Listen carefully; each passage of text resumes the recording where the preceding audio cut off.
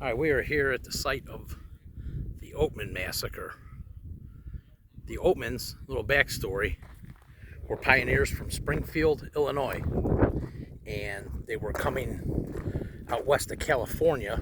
They were Brewsterites, which was a offshoot or a sect of the Mormon religion, and they came about 30 miles from here. They left their party, and the party wanted to stay, and Royce Oatman, who was the father, it was his wife, Mary Ann. She was eight and a half months pregnant, and I think there was 5 or 6 kids. And so his whole family, they came from the east, which is that way. They were heading west into California, and they were following the old Mormon battalion trail that was being used by immigrants going to California, and they were out here by themselves. Well, the night before they came off of those mountains, which, let me see if I can zoom in. Now, if you can see that road, right? That's trying to focus on my finger. Right there, that's the old Butterfield Stagecoach line, which I'm sure they probably came from somewhere in there, and they got stuck on a sandbar out there. This is the Gila River. But years ago, this had water in it. And they got stuck on a sandbar, so they spent the night on a sandbar. And the next morning, they were coming up, and they had to climb up this. And the camera might not do it justice, but this is a pretty steep incline, and it's pretty rough, as you can see here. They had to come up this in a covered wagon with their animals, and the animals couldn't pull the wagon, so they had to unload everything and literally carry everything from down there all the way up to the top here of this bluff. And then the wagon came up, and they were exhausted, so they were going to rest for a few hours and then travel at night when it was less hot. And they stopped. Mary Ann Oatman made a simple meal of some bread and some beans. And you can see,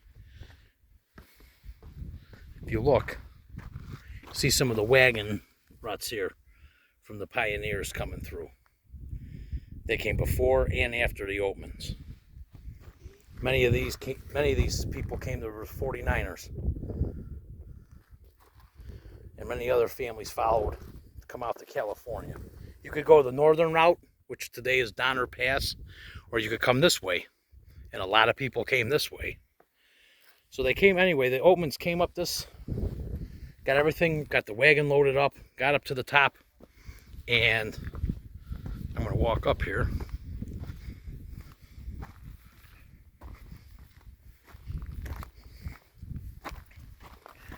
And they got up here to the top.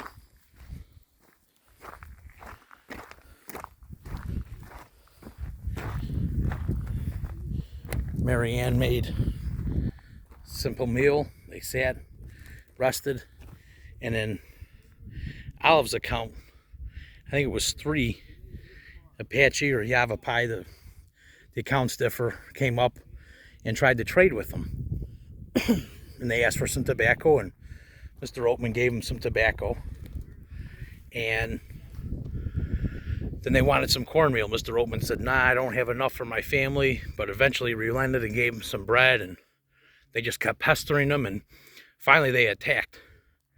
And they killed Mr. Oatman, his pregnant wife, 1-year-old baby, and a couple of the other siblings. And over here, 15-year-old brother named Lorenzo, he was attacked, and he was thrown over the side of the mountain down there. But he survived. They left him for dead. They thought he was dead, but he survived.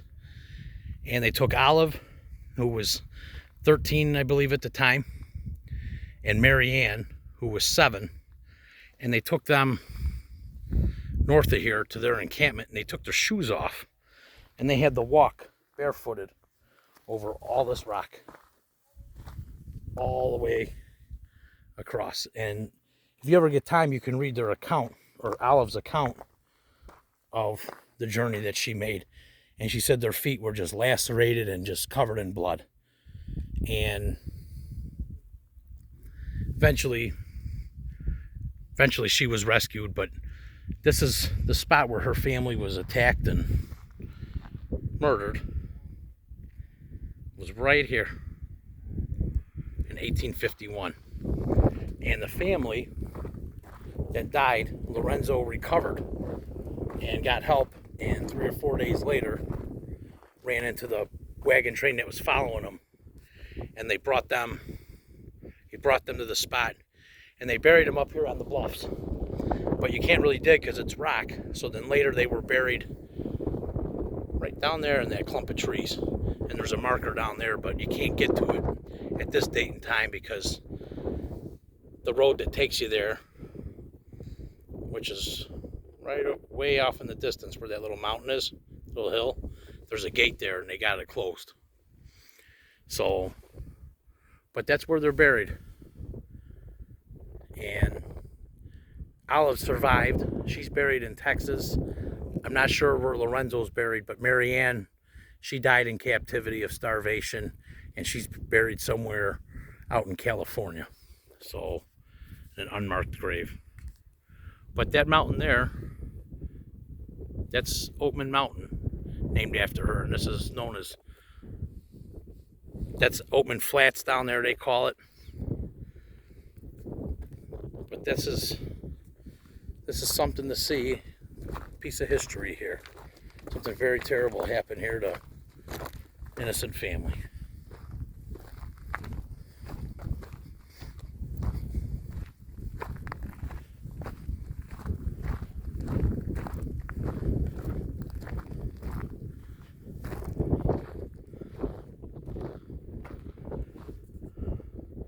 Thanks for watching.